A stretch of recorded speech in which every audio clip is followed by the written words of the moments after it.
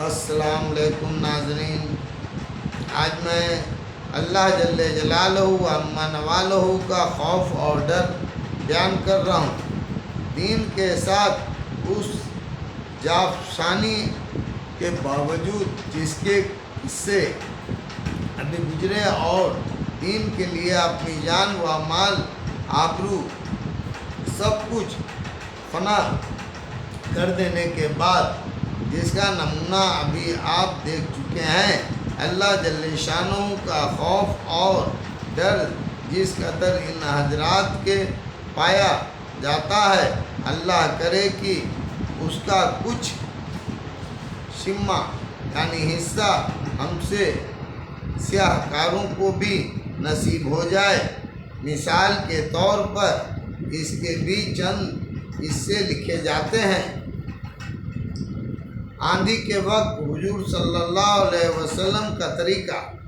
حضرت عائشہ رضی اللہ تعالیٰ فرماتی ہیں کہ جب ابر یعنی آندھی وغیرہ ہوتی تھی تو حضور اقدس صلی اللہ علیہ وسلم کے چہرے انور پر اس کا اثر ظاہر ہوتا تھا اور چہرے کا رنگ فقط یعنی پھیکا ہو جاتا تھا، اور خوف کی وجہ سے کبھی اندر تشریف لے جاتے تھے اور کبھی باہر تشریف لاتے اور یہ دعا پڑھتے رہتے: اللہم انی اسألک خیرہا و خیر ما فیہا و خیر ما ارسلت بہ و اعوذ بک من شرہا و شر ما فیہا و شر ما ارسلت بہ۔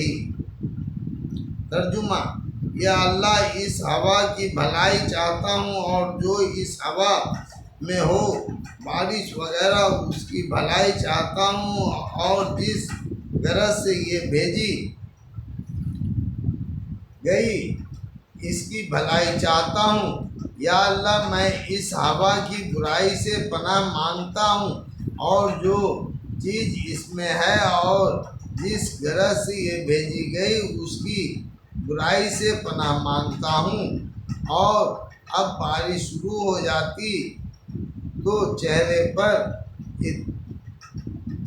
انبساط یعنی خوشی شروع ہو جاتی۔ میں عرض کیا کہ یا رسول اللہ، سب لوگ جب ابر دیکھتے ہیں تو خوش ہوتے ہیں کہ بارش کے آثار معلوم ہوئے، مگر آپ پر ایک گرانی محسوس ہوتی ہے۔ حضور صلی اللہ علیہ وسلم نے ارشاد فرمایا: عائشہ، مجھے اس کا کیا اطمینان ہے کہ اس میں عذاب نہ ہو۔ قوم عاد کو ہوا کے ساتھ ہی عذاب دیا گیا اور وہ ابر کو دیکھ کر خوش ہوئے تھے کہ اس ابر میں ہمارے لیے پانی برسایا جائے گا، حالانکہ اس میں عذاب تھا۔ فَلَمَّا رَأَوْهُ عَارِضًا مُسْتَقْبِلَ أَوْدِيَتِهِمْ۔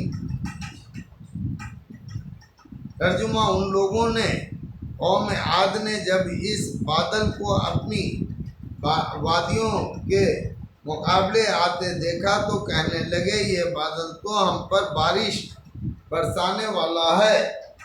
ارشاد خداوندی ہوا کہ نہیں، برسانے والا نہیں، بلکہ یہ وہی عذاب ہے جس کی تم جلدی مچاتے تھے، اور نبی سے کہتے تھے کہ اگر تو سچا ہے تو ہم پر عذاب لا۔ ایک آندھی ہے جس میں دردناک عذاب ہے جو ہر چیز کو اپنے رب کے حکم سے ہلاک کر دے گی۔ چنانچہ وہ لوگ آندھی کی وجہ سے ایسے تباہ ہو گئے کہ وجود ان کے مکانات کے کچھ نہ دکھلائی دیتا تھا، اور ہم مجرموں کو اسی طرح سزا دیا کرتے تھے۔